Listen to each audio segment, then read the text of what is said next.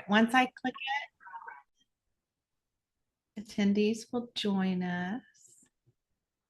And then it said it's recording, so that is a good thing.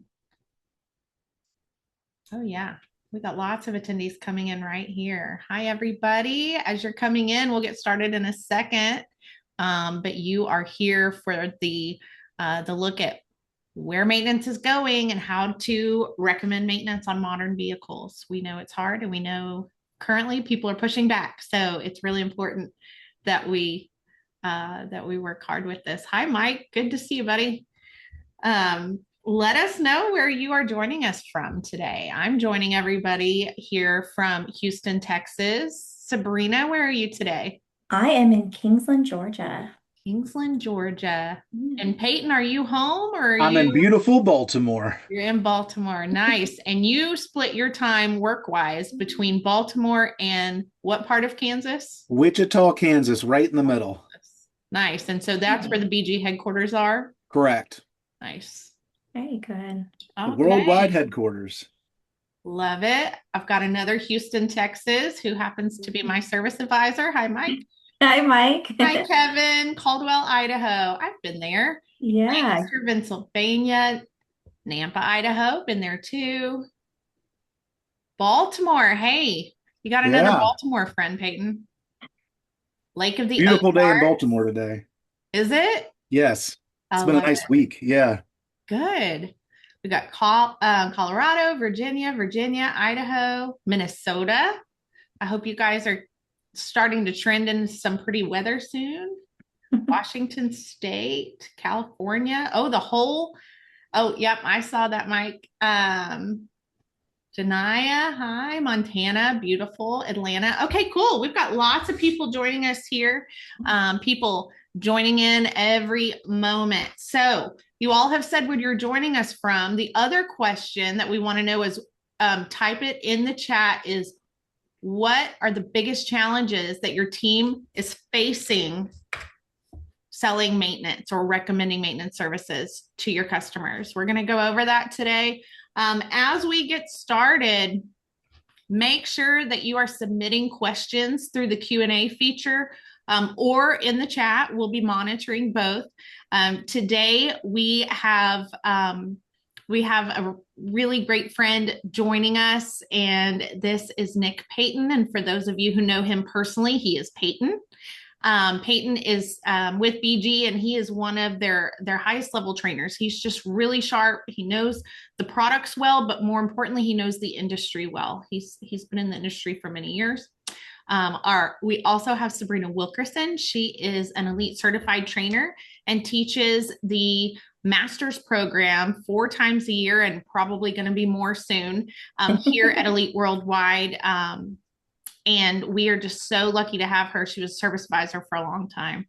And I'm Hannah Kennedy, the manager of strategic relationships at Elite. And I make sure that people in the industry can hear about what products and services and new news is out there in the automotive industry. So I'm really excited to have you all here today. And without further ado, I'm going to let Nick, I'm sorry, Nick, I've known you as Peyton for years, but I see your name written as Nick. I'm going to let Peyton get started here. How does that sound?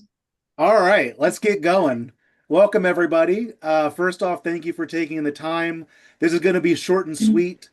We kind of put this idea together because a lot of people struggle with, I've seen it in the chats already, what the dealer recommends, what we're recommending.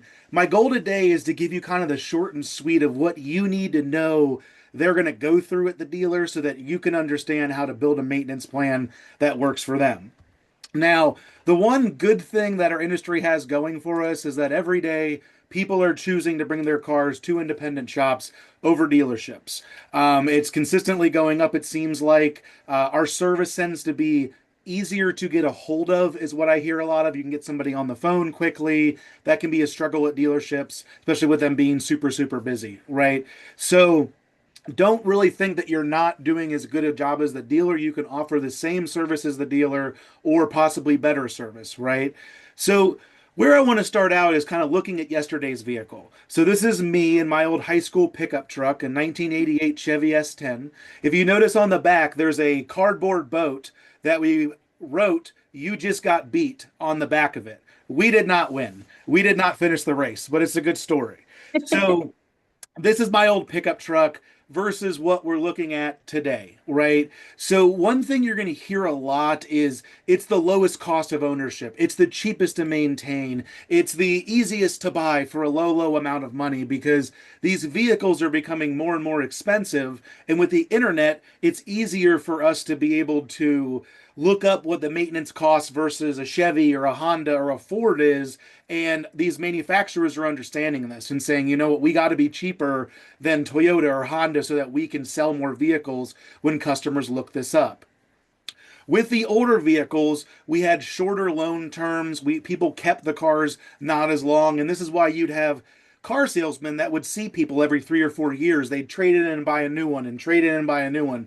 Now we're not seeing that. We're seeing people keep cars 13 years. 16 years is about 25% of the market right now. So we're just keeping these cars longer. On top of that, look at the comparison of the loans before to the loans today. It is a much longer loan. We have an 84 and 96 month in the field, or excuse me, loan in the field now. So this isn't getting better, it's getting worse. One of the downsides is that our warranty programs are not going up as the cost of ownership is going up and the years kept is going up and the loans are going up, right? So before we had short warranties, but they would goodwill a lot of stuff and there was maintenance plans and you had dipsticks and you could check things. And then the new modern vehicles we see with a shorter warranty, usually 36,000 miles is very common on a new vehicle. 36,000 for maybe the engine and the transmission, but everything on that vehicle is going to be out of warranty, usually in 3 or 4 years, besides the drivetrain will be 5 or 6 years. But still, at a lot of these vehicles, by their 7th, 10th oil change, they're now 100% out of warranty, and that's something that we've never seen before. A lot of these lowest cost of ownership vehicles will tell you that there's no fluids that are going to get serviced, or this is going to go 100,000 miles or 150,000 miles, because when we calculate that cost per mile, if it's less than 75,000 miles, it doesn't get calculated. One of the ways that they get around this is the term normal driving. To be a normal driver, they will usually advertise that you'll have a very low cost of ownership, $200 a year or something really inexpensive. But to be a normal driver, you have to fall under certain criteria. Now, one of those things is if you're doing $200 a year, there's no way your local dealer can recommend maintenance services on top of that. So you get into this sticky area where it kind of goes back and forth. Why are you recommending this if this manufacturer is saying it's the cheapest car on the road to maintain? Because again, there's criteria. So to become a normal driver, you cannot frequently idle the vehicle. You cannot sit and stop and go traffic. No extended driving with hot temperatures, no extended driving in freezing temperatures. No short trips less than 5 miles, no long distances under 50 miles per hour, no regular trips with steep hills or mountains, no trips on dusty, muddy, sanded, salted, or gravel road, no towers or campers, and my personal favorite, no use of the factory installed roof rack. If you do any of these things, you're considered a severe driver, which we'll talk about here in a second. But what you're really talking about is this original cheapest to maintain, it's the normal driving. That's really the plan to get the car out of factory warranty. That is the bare minimum to do to get the car out of the warranty. What the customers are going to hear at their local dealerships is, we're recommending this 30, 60, 90K because you want to get as many miles out of this car as possible. And this is what we want to do in this area to be able to give you the best chance of doing that, right? Doing the bare minimum plan that a lot of times when you look things up on the internet are going to tell you it's lifetime. That's not necessarily what the local dealership is offering, because usually they're offering it for a severe area. And that's the plan that they have recommended to the customers in that area. Okay. Here's a couple examples. This is an owner's manual that we got recently. You can see a lot of things on here. You can't drive in, can't drive in heavy traffic over 90 degrees. I mean, where area can you not do that? So 80 to 90% of the cars on the road are considered severe. This is the first conversation that you need to have with your customer, because a lot of them don't understand why there's all these different things out there when you look things up. Here's another great example of an owner's manual from Ford that you can see has a normal, severe, and extreme oil change interval. This is something that we're starting to see now too, and a lot of times these customers don't know that. So this is something that we need to take an opportunity to explain it to them. Excuse me. With the older Chevy S10, things were real simple. We had dipsticks, we had service schedules, we changed certain fluids at certain times, and things like that. Then we got into these 0% interest, 100,000-mile warranty packages. This was usually during the housing market crash. And the OEMs started figuring out they needed a way to keep the cost per maintenance down. So we started getting long life coolant and long life other fluids that didn't need to get serviced while they were under the factory warranty, right? So now the service costs would come down theoretically, and you would kind of pay it in the long run. What we see with today's vehicle is they are very shy about telling you that you need a fluid change because they don't want to add to that advertised cost of that vehicle when they're trying to sell it to the customer. So, and a lot of times this is a additional program or an enhanced maintenance program, not necessarily for everybody. So recently, me and my wonderful wife went and had to buy a new car. Her car got hit by another car and just happened, and a perfectly maintained car has to get replaced. I hated it, but we had to do it. So out the door, what we paid was $42,000. It would have been about 52 if we would have gotten the hybrid. We didn't get the hybrid. It comes with a 3-year, 36,000-mile maintenance plan, and they will tell you that it is the cheapest car to maintain on the road when you buy it, so you can feel good about that, right?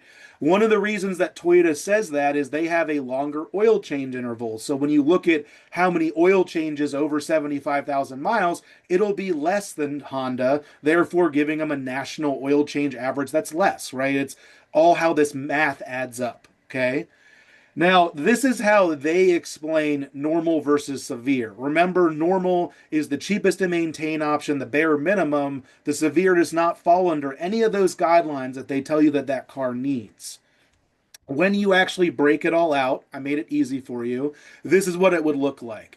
One thing you're going to notice a lot with severe, it's not a general rule, is that usually the interval gets cut in half when it goes to severe. You'll notice like coolant here, it can says first change is 100,000 miles. Well, hey, if you're severe, you need to inspect it. What you really have to learn is what inspections are actually going to help you. So coolant goes bad by turning acidic. We can test the coolant, we know that it's bad, and then we can recommend replacing it, not by just a time and a mileage interval when everybody is driving different. A lot of your customers that are going to come from a dealership are going to be used to seeing some kind of service schedule. But again, for a lot of them, it doesn't make sense because they're getting told that it should be needing nothing, and then they go in and it gets told they needs a whole bunch of things. So this is what your customer really needs you to help them with.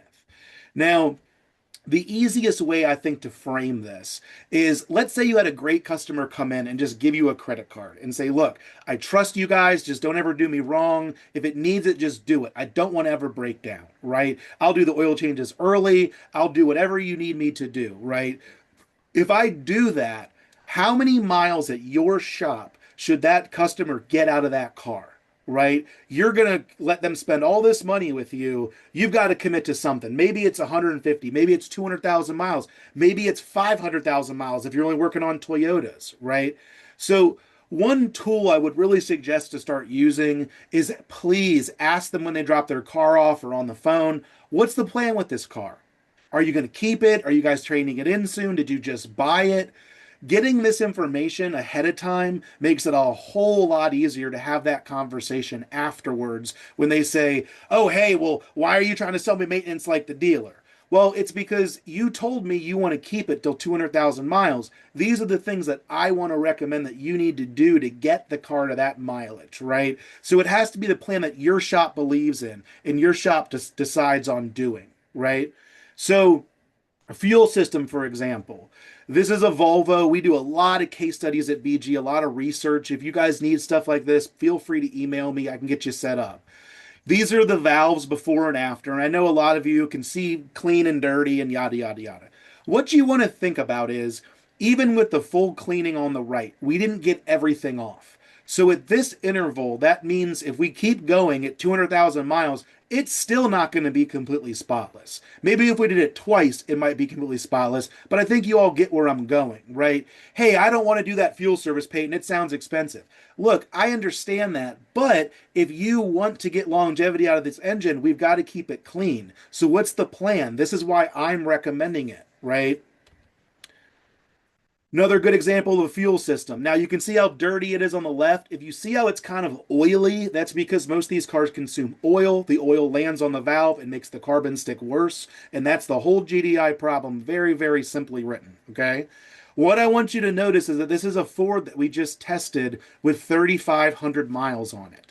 At 3,500 miles, it's already dirty. Can you imagine what it's going to be like at 15 or 30 or 50,000 miles, right? This is a problem that we're all dealing with. It's just how we can talk to the customer about it, right? So with fuel systems, we recommend cleaning every 15,000 miles now. We used to recommend every 30, but that was before GDIs being so much dirtier now. General Motors now recommends every 15,000 miles. They also recommend a tank treatment, AC Delco, every 7,500 miles. Motorcraft now recommends a fuel service every 20,000 miles and recommends their Motorcraft fuel treatment every 10,000 miles. So in most of your areas, the dealers are going to be recommending these services somewhere between 50 and 30,000 miles. So what you got to really do as a team is sit down and decide on what you want to recommend when. As far as the oiling system goes, you can see all the buildup on the left side. This is what really kills engines because what happens is it doesn't seal as tight as it does. When we talk about it sealing, that is compression, how much air we can push up and down by how tight it seals. So when we can clean these oil deposits, we can get 200,000 miles out of an engine without a bunch of issues. If you go 10,000 mile intervals and don't do anything, then you're going to build up and build up and build up and build out. I hear it all the time. All these cars consume oil. They didn't do it when it was new, so what happened between now and then? And if we can clean that with chemistry, then we can save them a lot of money, right? Looking at a case study on the bottom right here where you see all the yellow bars, this is compression, how much was gained after doing a oil change or oil performance service as we would call it. You'll see that most of them went up between 10 and 20 psi. This is very, very common for what we see in the industry. The one thing that you're going to notice now in the future is that stop start. Everybody hates that stop start, right? And you can see me rocking because it kind of jerks you, right? So this is the part they're going to notice. They're going to tell you it seems like it starts up better because that hesitation when the car starts and it throws you into the seat will go away. Because a lot of times the injectors are dirty. And that's what we can show in a lot of this testing is we're cleaning things up, making it run better. I don't want to go too deep into this, but this has only got 40,000 miles on it and it's lost 33 horsepower, right? It's a GDI, it's turbocharged, it's got low tension piston rings. There's a lot of things working against it. Now, the next phase is hybrids. Anything that shuts on and off as you drive down the road. These cars get dirtier than the others. Everyone thinks that they have a blue badge. Well, it's clean, right? I bought a hybrid. It's clean. The problem now is that most of these vehicles are going to lose a lot of compression before 70,000 miles, and we can restore it. But it's hard to convince some of these customers because they feel that they brought a hybrid and it should just be perfect the way that it is. And I don't have to do anything to it, right? But in a lot of these cases, these are some of the dirtiest engines on the road from what we've seen because stop, start, stop, start, stop, start, stop, start, stops. It never gets hot enough to really get efficient and burn all the stuff off the way that they should. Okay. So quick recap. Modern maintenance is not an option anymore. We're seeing maintenance more as repairs. We're seeing because they're getting towed in and it's something's dirty and they need to clean it, right? So when you start to have these conversations, start with a really easy tool. What is the plan with this car? Have the customer explain to you. Then you can explain why Peyton, at this shop wants you to do this service. It's not just me trying to sell it to you because of the boss, right? Now, tools, visuals, case studies. One thing I'm going to send to all of you, I got to make sure Hannah has it on the email, is a vehicle maintenance questionnaire. If you get it from your rep, it is editable where you can change the mileage and the intervals yourself. But the idea is to ask them when they come in where the vehicle is, if everything else has ever been done before, did they do it themselves, right? So this makes it easier for you to approach the conversation when they drop off the car, whether a new customer or an existing customer. I am going to wrap up my section. Here is my information, which we'll get to you through the email also. Let me pass remote control over to Sabrina, and I'll see you at Q&A. Hey, Peyton, real quick, while Sabrina's getting ready, one of the questions that came through was some of the images you were sharing. Was that EPR MOA? Let me go back real quick and make sure we're talking about the right one. Yeah, Kyle asked, this is, This is EPR MOA 44K. So this is cleaning the on oil this one. rings, Okay. oil additive, and fuel cleaner. Yep. So if you see this last bar where it goes from 45 to 150, that's them putting 44K in the tank and cleaning the top piston rings with the cleaner, and that's where it gets all the compression up. But yeah, this is the performance oil change. All I should right. have pictures of that stuff in there. My bad. Next time. Okay. Thank you so much. Sure. All right. Sabrina's going to talk now about many of the next steps of, gosh, how do we handle these objections? How do we get people to purchase maintenance? Yes, thank you. You're welcome. It is not, there we go. It's very little delayed. I appreciate it. And Peyton, feel free to hang out if you'd like to contribute anything as well. A lot of what you said there, I'm going to talk about too, which is really great. But let's talk about now presenting this information to a client.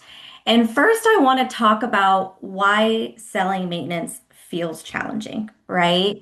So, before we can improve how we sell it, we have to first understand why these conversations feel challenging in the first place. So, the first thing I want to talk about is that advisors aren't always fully confident or understand the why behind these services, right? So, Peyton, you just talked about different whys behind them for us to understand, but we also have to dive deeper into our other services, understand the why, and then be able to communicate that in a way that makes sense to our clients, right? But for me, I always think that selling is a transfer of belief, right? I want to sell something because I believe in what it can do for somebody, but we can't sell it and believe in it if we don't understand it, right? So, as advisors coming to these events or talking to your BG rep, asking more information, getting the resources, and learning more about these services is going to be the first step. Clients can feel, they can hear it in your tone, they can hear it in the words that you use, in the pacing of your conversations if you're not fully confident in what you're presenting. So, first, you as an advisor have to make sure that you understand the why behind the services so that you can be confident in them. Another thing I think about is that maintenance is often intangible, meaning that there's no immediate problem or noticeable change that will happen right away, right? So when someone comes to you and they've got their vehicle towed in because maybe it was overheating, or maybe they're coming in for a brake grinding concern or a check engine light, that's something wrong, right? That's something that we can feel right away. We know that there's a problem. Whereas with maintenance, now sometimes, right, sometimes they are coming in because something's dirty and we've let it go a little too far and we need some maintenance recommendation to get it fixed. But oftentimes we're preventing it, or excuse me, we're talking about it to help prevent from that happening.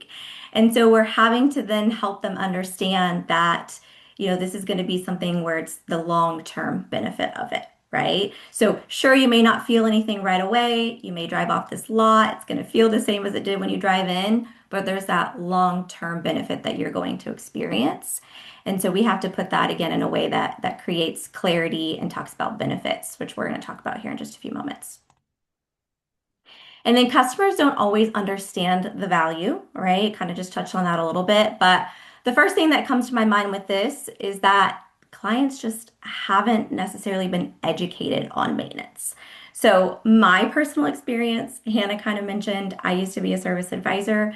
Prior to becoming a service advisor, I didn't know much about maintenance at all. In fact, I think I only knew that I had to get my oil service done. I think I changed an air filter here or there, tires rotated, and I think I got my tires replaced once, right? But aside from that, I had just never been told that I needed anything done, so I didn't know. And depending on where the client's been servicing their vehicle at, that may be the case for them as well, is that they just haven't been educated, they haven't looked through their manual, they don't know much about it to know that they need to get these things done. And then also, past experiences shape their expectations. So this could be a past experience at another shop. It could be a past experience that was shared with them by a friend or family member, or it could just be a habit from another vehicle that they had, right? So many of the customers, the clients that we have, they haven't done any maintenance services on their vehicles in the past. And so then again, they don't understand the why behind it. And then they just kind of assume, hey, I never did it before. Everything was fine. I don't need it now, right? That's actually a big objection that I think we face that we're going to talk about here in just a few moments. But it's that past experiences that kind of shape how they feel moving forward. So we have to keep that in mind. And then another thing is prejudging and pre-qualifying, okay? And this is won't versus can't. So, as advisors, sometimes we tend to think that a client won't do something or that they can't do something, right? So, maybe we look at those past recommendations, we see that they've declined services in the past, and then we assume that they're not going to do it again in the future. Or maybe we look at the type of vehicle or the amount of services that need to be done on it, and we assume that they can't do those things. But as advisors, we have to remember, and just in the industry as a whole, that it is our ethical obligation to give the client all of the information, right? To help educate them and then to help them make the best decision from there. We cannot hold back on these recommendations. We can't assume. We never know. Actually, in class last week for the master's class that I teach, I had a student who mentioned, I think it was like a 2013 Hyundai Elantra that he had come in, and it needed about $7,000 worth of work. And he immediately was like, I don't think the client's going to do that, right? He prejudged, and he shared this openly with us. And, long story short was the client had gotten the vehicle in an auction, paid practically nothing, and hadn't done any work to it since. So he approved everything. He's like, let's do it, right? So you just never know. And when we do prejudge, if we do pre-qualify, that can make selling maintenance definitely feel more challenging. So we have to hold back from doing that.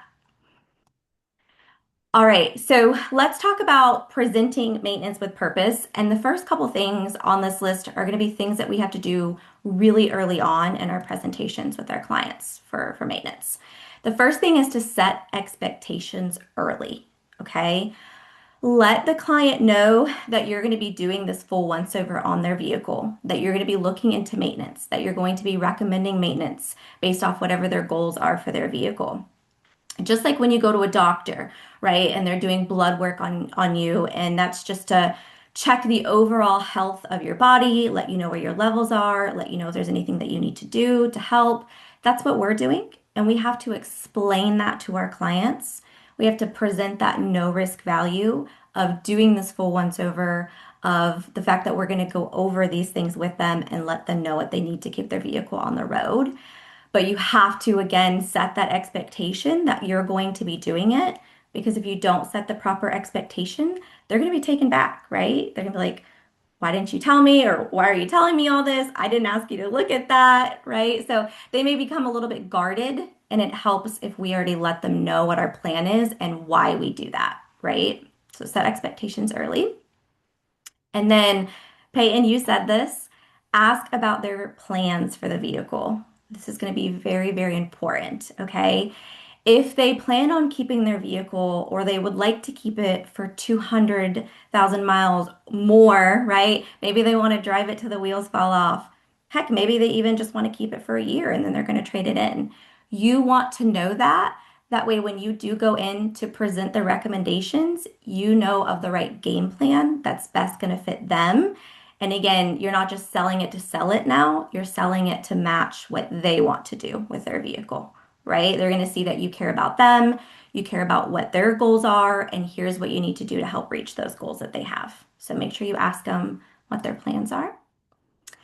Learn about the vehicle history. So while you're setting expectations, while you're maybe going over some of the things that you're going to look over on the vehicle, ask them if they can remember anything that they've had done on their vehicle in the past, any kind of maintenance or any other repairs.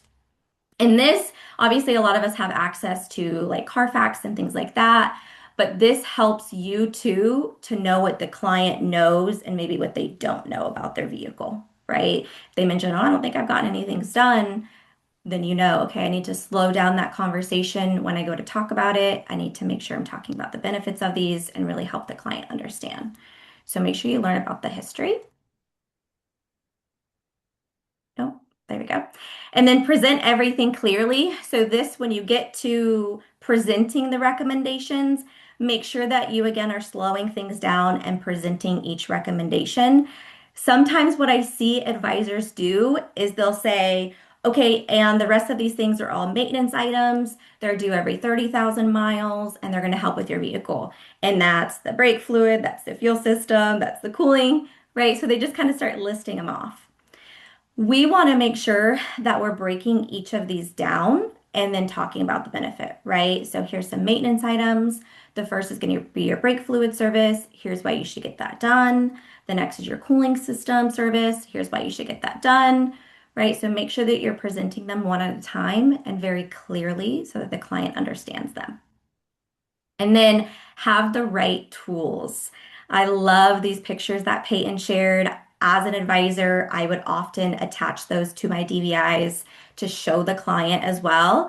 And while they may not necessarily know what they're looking at, seeing is believing. We are visual creatures, right? We believe in what we can see. And so to have those visuals and give people something to look at is going to be very, very essential. That's why we have these awesome DVIs. So add in those pictures, add in your fluid samples, heck, even add in a picture of the client's manual for their vehicle. Anything that you can do, just have the right tools. That's also going to help you feel and be more confident in your conversation with these recommendations. Okay. All right. So to keep going here, if it'll go, oh, and then focus on the benefits, the WIFM. So WIFM is something that we like to say here a lot in the master's program and at Elite. WIFM means what's in it for me. I always say that everybody has WIFM on their forehead. It's like a radio station, WIIFM. And we need to remember that we all want to know, what's in it for me? How do I benefit? How does my vehicle benefit from getting this service taken care of? So earlier when I talked about, the different services and the way that we should present them clearly, every time you talk about it, it should be backed by a benefit. And we want to make sure that this is a benefit that the client can relate to, right? So we learned a little bit of like back technical things from Peyton today, which was awesome. I loved hearing those things. And now we have to translate that into a way a client will understand and the benefit to them. So let's talk about benefits here a little bit more. Okay, so what are some benefits? What are some benefits for getting these maintenance services done? How about you guys just type in the chat for me and I'll start looking through this list. Well, I know one. One was what Peyton said, where the jerkiness goes away and it becomes Yes. more smooth. Yeah, I thought that was really interesting. I turn that button off as soon as I get in my car, Peyton. As soon as I get in the car, that It button won't is be an off. option in the future. They're getting rid of the button. You Yeah. know, I was Oh, talking to one of my techs about like, the little device that you can get to just turn that off immediately, and that sounds more and more appealing. But the service that you talked about, that's really awesome. I It'll love be a very expensive emissions fine if you do it. So don't. Yeah, yeah. Yeah. Oh goodness. Fuel economy, better gas mileage. Yeah, Gio, that's a good one. mhm. Nice. Yep. Overall Overall longevity. longevity. Nice. Oh, go ahead, Sabrina. I Oh, forgot you you're were good. thinking. You're good. Yeah, I pulled these up here. Any other benefits, guys, that we can think of? Extend the life of the vehicle and the separate components. Yep. Yeah, reliability, efficiency. These are great. I think better gas mileage is a big talking point right now, Oh, for Mhm. sure. Yeah, that's one of the right? things we'll talk about too. With the cost of life and fuel. Cost of life, 100%. Yeah. So you guys are doing great ones here in the chat. I'm going to put some up here on the board as well.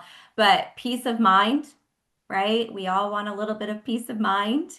Okay, knowing that when I go and I start my vehicle up in the morning and I got to take my kids to school, my vehicle's going to start for me. When I'm going down the road, it's going to drive good. It's not going to feel rough. I want that peace of mind, right? Protect their investment. Our vehicles are a big investment for us. I say it's my third biggest investment. My kids are first, my house is second, and then it's my car, right? But they're a big investment, and we want to make sure that we're protecting that just like we protect the other investments in our life. Got some other good ones coming through. Protect their warranty. Now, Peyton, you just mentioned that our warranties aren't quite as long as they used to be, but while we have them, we want to protect them. Not only that, but I know like BG, right? If you keep up with your fluid services, you can be covered up to a certain amount, depending on the tier for that system, right? Or that component if it Correct. fails. So Yep. that's a good warranty to protect too, right? Yeah, and we do it in-house. You actually call this facility when you do it, and we handle it one-on-one, so it's very quick, and we pay the Nice. shop what they need to get paid, and it's easy. Heck yeah, that's awesome. I love that. Yeah. So it can help protect that, right? If you keep up with it and you show that you've done them consistently. So that's awesome. Prevents bigger, more costly repairs. That's a huge one, right? Making sure that you're staying on top of these can help prevent those more costly repairs from happening down the road. We already said this. Aaron, you said this in the chat, improves reliability and safety, right? We all want to make sure it's going to be reliable for us. Again, when I go to take my kids to school in the morning, I want to make sure everything's going to be good, not going to be inconvenienced on the way. And then the big one, squeeze every mile out of every gallon of fuel, right? We want to get as much as we can from that. Gas prices are just continuing to increase, so anything that we can do to help squeeze every mile out of the gas that we're getting. All right, so those were some universal benefits, if you will. Here's another one, save time and avoid repeated trips to the shop. We're all super busy. I know for me, I think a week's gone by and it's been a month. So anything I can do to make my life easier by getting it all taken care of then is something that I want to do. So these are all really awesome universal truths, as I said, that you can mention for all of our recommended services as far as maintenance goes. But I want to dive into the services just a little bit more. So I've got two for us to chat about. The first one is fuel system service. So in the chat, guys, some of you guys I think already mentioned this, but what are some specific benefits to performing a fuel system service? I have the chat pulled up over here too, Hannah, so I can see it on my end. All right. E-carb, economy, power. It's great, Kyle. Thank you. Chastity, better fuel economy. Yep. Yep. Exactly. They're good ones, guys. Peyton, any other thoughts? Cleaning all passages, smooth operation, fuel economy. Yeah. Operation, yeah. Yeah. Yeah. Another big one now is so oil consumption, good job, is cleaning the cat. We're seeing more and more cat failures because they're loaded up with oil or they're loaded up with fuel deposits, right? If you clean it, it cleans all the way through the exhaust now. The oil consumption is becoming a bigger and bigger problem. Yeah. If And you really all are quickly to noticing touch on that. Go Oh, go ahead. ahead. I was going to say, if you all are noticing, it seems like the oil is getting updated more often than it used to, the API specs. This is why, is because they keep making changes for buildup, for piston head buildup, because it's been a big problem. It's not going away. So, yeah, restore horsepower. That's great, better performance. Longevity is a big one, right? Like that's what your Yeah. customers really want is they want to not have to worry about it. Right. Especially when we're keeping our vehicles for longer, right? We want that longevity. And something that you said really quickly, I want to touch on, which is preventing cat failure from getting this done. So guys, remember for our service advisors to translate that to a client, you would say prevent a more costly repair, right? Such as this, because that could be a lot more expensive. So those are awesome. And I've got these Let me ones. interrupt for 1 second if Go you don't ahead. mind. Yeah, You no. hit on something that reminded me of something that you all should know. Yeah. So most of these cars now they're all turbocharged little four cylinders. They get dirty really quick, and you're going to see people between 40,000 and 45,000 miles are usually going to lose about 7 miles per gallon. So Yeah. if you just bring up to them, have you noticed it doesn't have as much power as it used to? By the time they see all of you, they're going to say, "Oh yeah, you used to get better gas mileage." Mhm. I got a rental car at 20 miles per gallon and I put a can of 44K in it. It went up to 29. I had it for 2 months and when I turned it in, it was at 26.2 from just one can of fuel cleaner. You know, it's never been cleaned as an enterprise car, but Yeah. you are going to see a lot of this, the eco boosts and stuff. It just doesn't seem like it has the power or gets worse gas mileage. It's because it's dirty. That's why it needs to There be you go. clean, and that usually helps pay for the service. That's awesome. I love that. See, that's the education that we need as advisors too. Then we can go and explain that with more conviction, right? More belief. I love that. So you guys already mentioned a lot of these that I'm putting right here on my screen. Helps improve fuel economy, engine performance, helps prevent or clean up that buildup, which could lead to more expensive repairs. So those are great. All right, let's shift gears. Let's talk about benefits of replacing the brake fluid. So doing a brake fluid exchange. Good one. Yes, this is a really good one. Like I said, live in Georgia. We have a lot of moisture. We see brake fluid exchanges all the time with the humidity. So moisture content, yeah, reset. Yeah, it's great. Kind of Well, one a, of the benefits I know I noticed because Houston, we have the high humidity and the heat yeah. and the breakdown, and I think we end up recommending it a lot more often than people around the country. Yeah. Is just um, how much better your brake pedal feels. Yes, 100%. Yep. Houston is So hard on the brake fluid and hard on the hair. True. So a big thing that big is a big misconception is that yes, it's hydroscopic, but it's designed to be. It's designed to absorb moisture so it doesn't rust the components. If it Right. wasn't, then the water would literally just sit in the brake line next to the fluid. Mhm. Um, the intervals are coming down. We're seeing with ADAS and other calibration systems that Nissan's brake fluid recommendations are 10 and 15,000 miles in some owners' manuals. Wow. Yeah. So Yeah. keep an eye out for that. That's a big thing that's going to start driving this. And that's what really started pushing these brake fluid recommendations is these more sensitive high pressure systems that aren't cast iron anymore. So they kind Yeah. of need more care than they used to. Yeah, yeah, yeah. Cars are way more advanced, right? We've got these integrated components and a lot more going on with them, which is why this conversation of maintenance is so important. So, absolutely. We've got some really great ones that you guys are saying and that we just talked about, but improves braking performance and responsiveness, helps ensure a safe, reliable stopping every time, right? Again, guys, these are the benefits that our clients want to hear. This is the with them. These are the things that are going to resonate with them. So, helps protect braking components, and helps avoid costly repairs. So these are the really good ones that we should talk about. Awesome. Thank you guys. All right, so let's shift gears a little bit and let's talk about kind of objections or pushback that we get because I thought I saw a couple comments pretty early on about some objections as well. So common ones that I heard and that I hear my advisors talk about are, do I really need this right now? Can't it wait? I've never done this before and my car's been fine, right? Why do I need it now? This seems expensive. Peyton, I think you talked about that one a little bit already too. So things that we want to make sure that we're doing and focusing on is one, the benefits, right? We just spent some time talking. If your client is saying, do I really need this right now?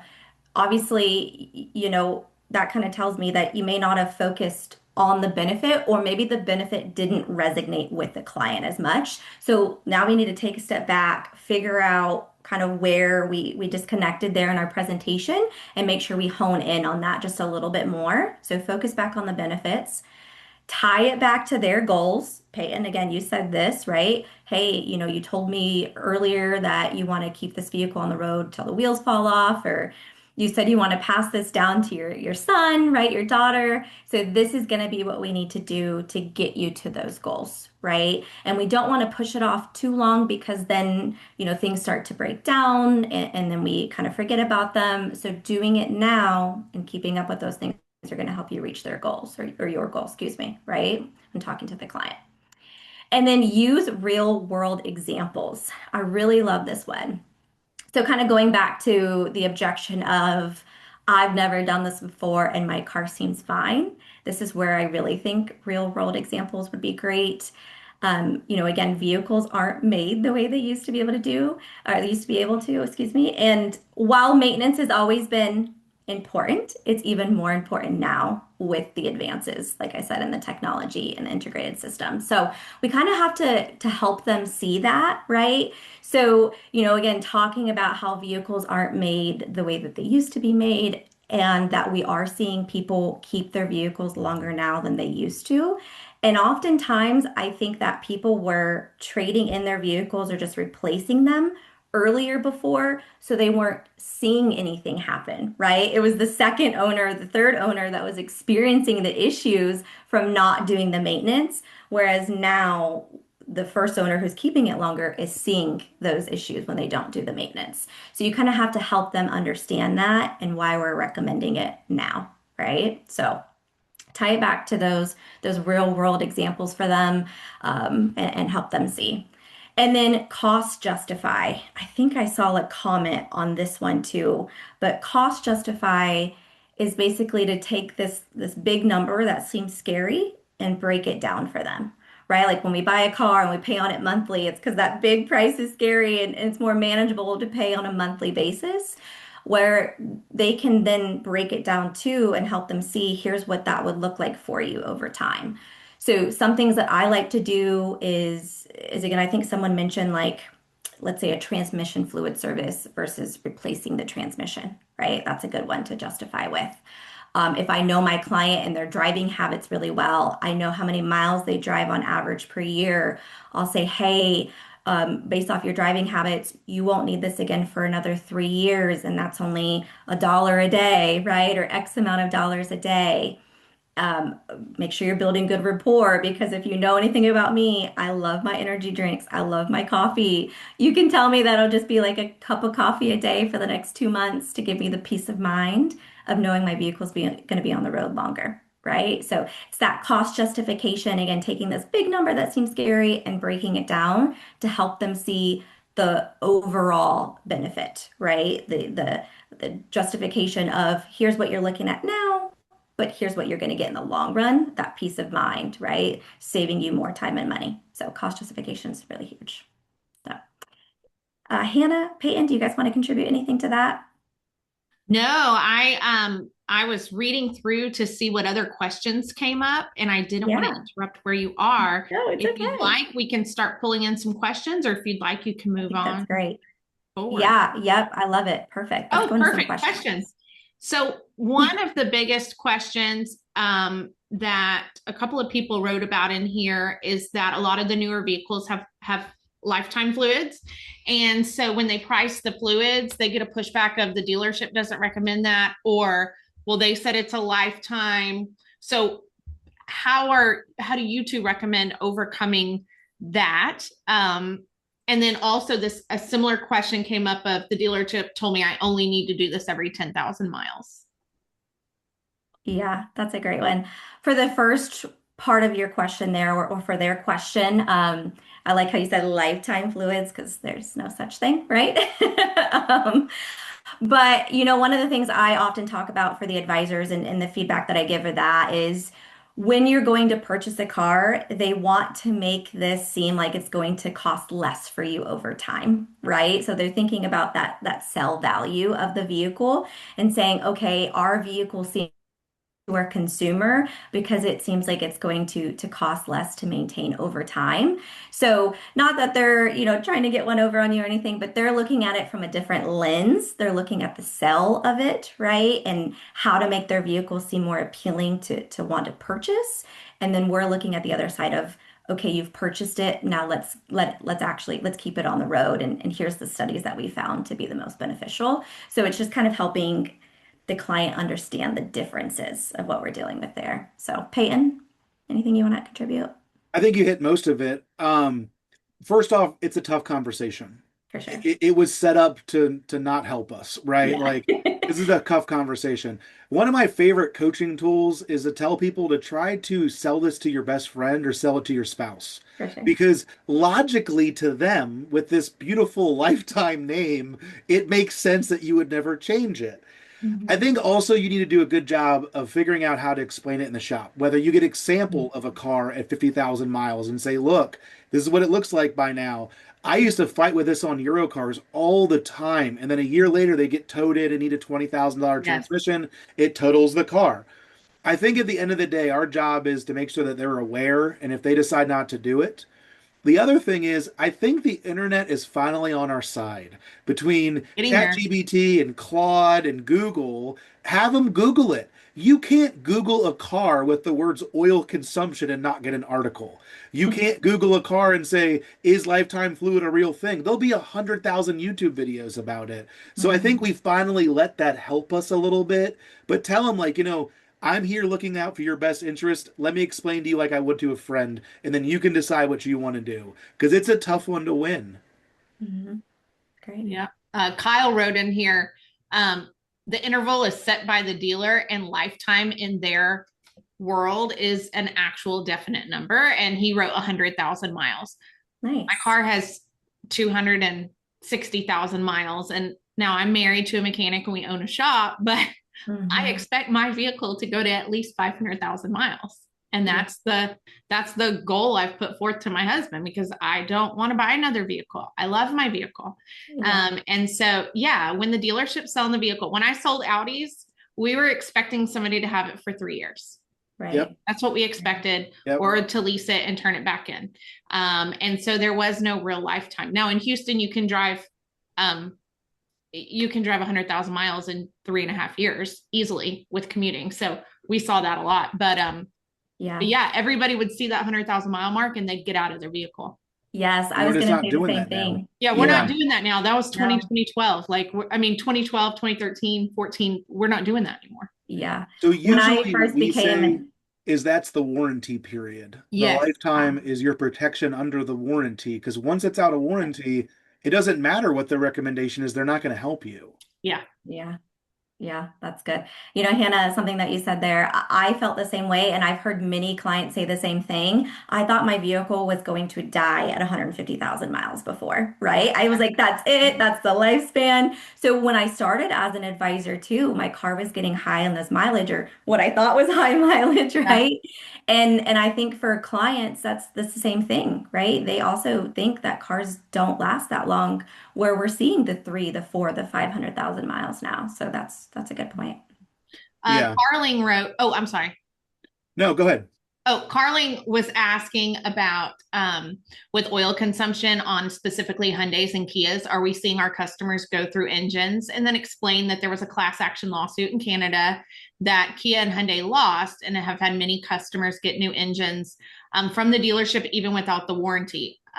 Yeah, I know at my shop, we are seeing failed motors or failed engines and transmissions way more often now than we did even 3 or 4 years ago. Yep. Yeah. Okay. So a couple of things you need to know about oil consumption. One, the national rule is called NOAC, and what that states is that a car can't consume more than 15% of the capacity over the interval, whatever that is. So that's usually zero point 0.9 quarts in a 6 quart system. It's a very little amount of oil over the entire oil change. So this whole 1,000 mile thing is not real in a sense. Every manufacturer has a different version of it, right?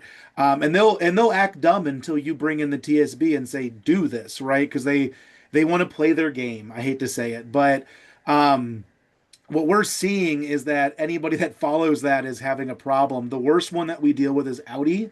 Everybody thinks it's Hyundai Kia. It's not. What I They have own. a lot of manufacturing issues, and they have a lot of people that will drive 30,000 miles on the oil and blame the dealership. And Mhm. they're getting a bad name of it, but they're also tightening things up. Like you have to get reprograms done now, and if you don't do them and the engine goes out, you don't get an engine. If you're not the original owner, you don't get an engine. And they're starting to get stricter and stricter and stricter on a lot of these things now.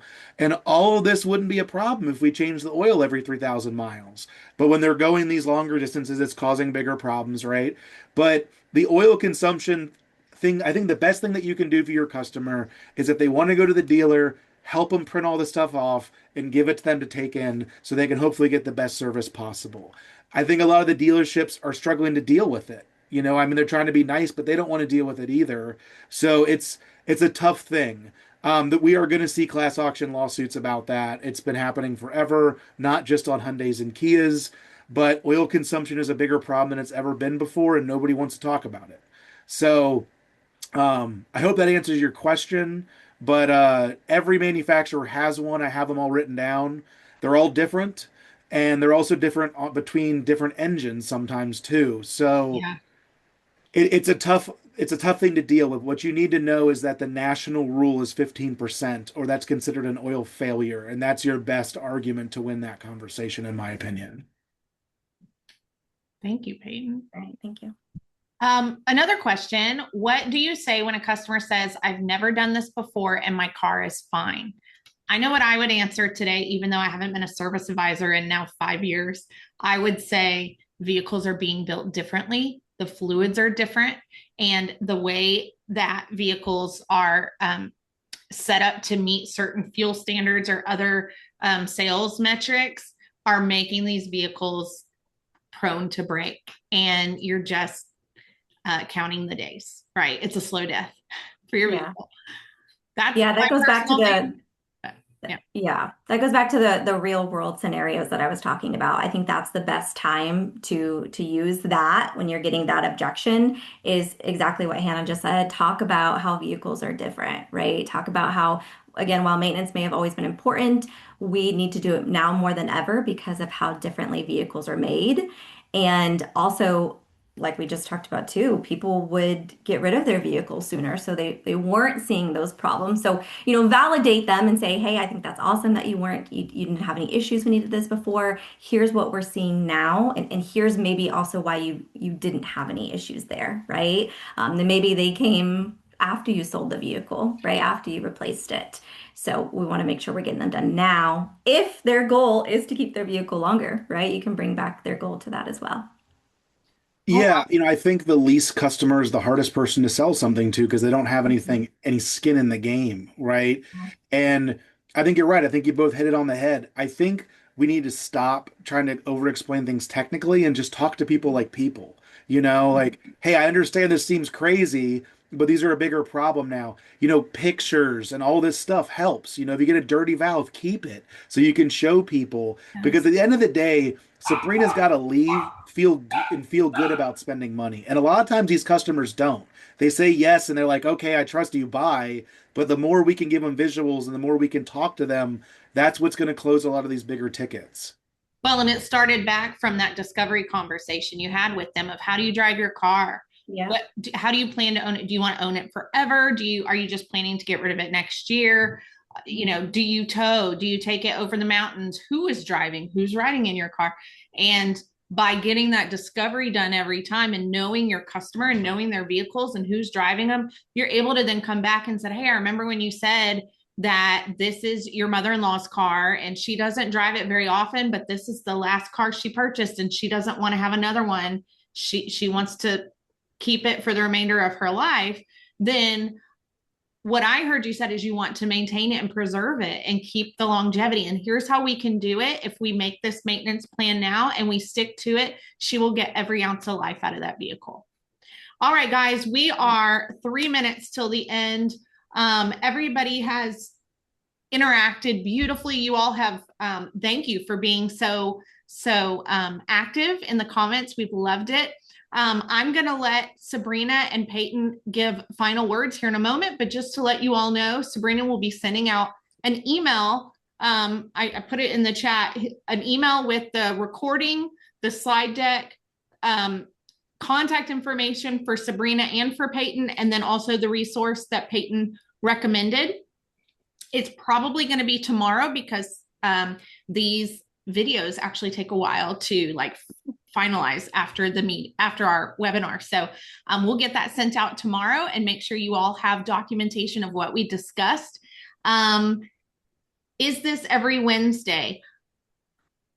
Not yet. We have several things. This is great. I mean, who knows? We may start doing more and more. I know we at Elite are implementing more weekly webinars to share value. Peyton, what are you doing in terms of maintenance with presentations? Sorry, in general or what's Is coming it up? like, do you have a set time, or are you setting up meetings with people and doing it as they come available like we did here? We're still setting up stuff. I Yeah, would say we have a webinar next week, which is going to be a replay from what I taught at Tectonic. It'll be a nice. little bit more of a deeper dive into building the actual plans out. Yeah, But right now, this was the first one. I wanted to see how it goes, and it went great. So we'll great. have to see where it goes from there.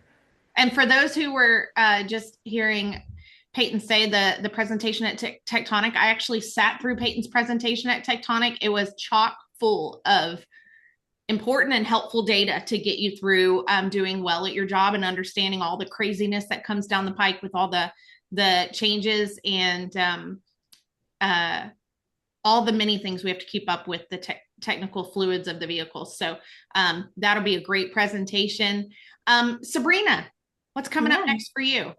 Yeah, let's see, a lot. We've got a couple master's classes to end out our year. So if anybody, any service advisors here are interested in learning more about how I can help you, we've got a wonderful program called the Master's Program, and I'd love for you to reach out. So when that email gets sent off, feel free to communicate with me or just let me know if there's anything I can do to help, any struggles that you're facing, please let me know.